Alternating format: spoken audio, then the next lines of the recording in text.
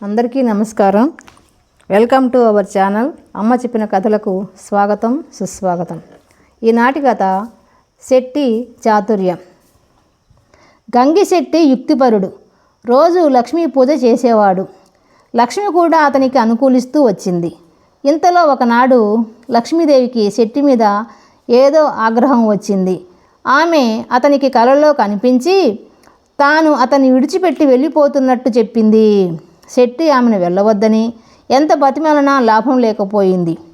చిట్ట చివరకు శెట్టి చేసేదేమి లేక, పోని తల్లి, నీకు మహాపూజ చేయించాలని ఎంతకాలంగానో ఆలోచిస్తున్నాను, కనీసం అది చేయించే వరకైనా ఉండు అన్నాడు. సరే, నీ మహాపూజ అయ్యేదాకా వెళ్ళను అని లక్ష్మీదేవి మాట ఇచ్చింది, మహాపూజ కోసం ఉవ్విళ్ళూరుతూ.